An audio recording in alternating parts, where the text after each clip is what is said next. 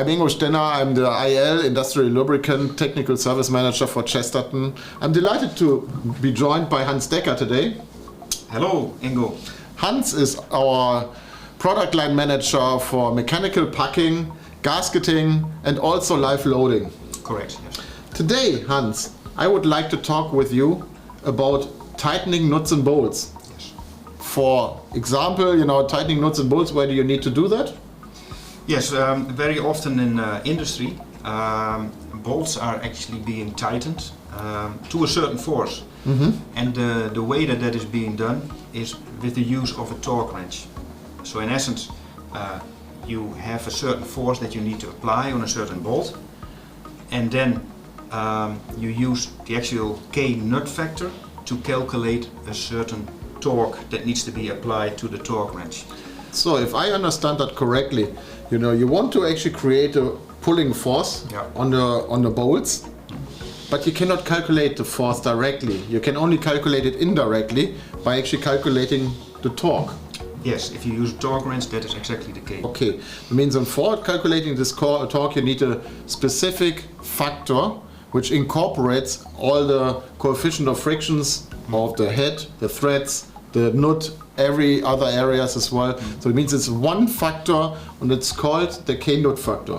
Yes, that's correct. And that is widely being used because it's a very simple method to convert force to torque.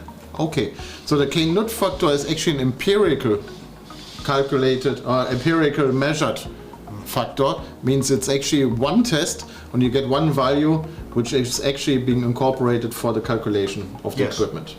Correct, that's correct. Is that still being commonly used in industry? Yes, the K factor is still commonly used to calculate torques. However, we see a trend in industry nowadays, which has to do with much more stringent emission legislations. So now actually it's especially in Europe, there is a certain legislation and a calculation method for flanges which is called EN 1591-1 that has to be used in the chemical, petrochemical and oil and gas industries to actually calculate the torques that is going to be used on the torque wrenches. And that is all over Europe? That is all over Europe. And I can give you specifically an example of Germany. In Germany you have the emission legislation that's called TA-Luft. Yep. And the TA-Luft specifies that you need to tighten your flanges using a torque that is calculated with this particular calculation method. Okay.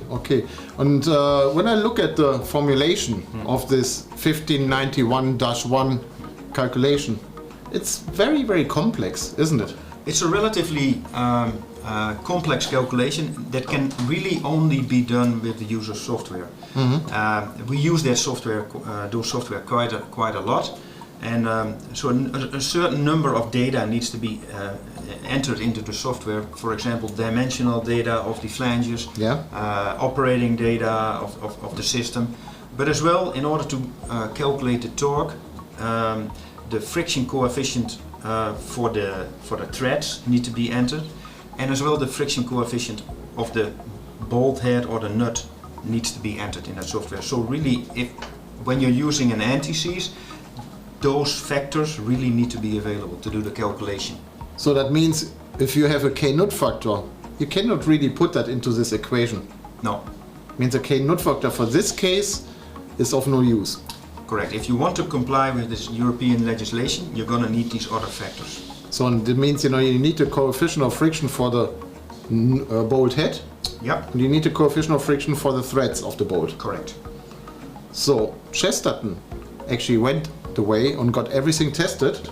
And I would like to give you the idea that Chesterton 785 anti-seize, as well as other Chesterton anti-seizes, we can actually provide you with this necessary information so that you can be in compliance with European law, with European standards, and therefore calculate everything to the right torque.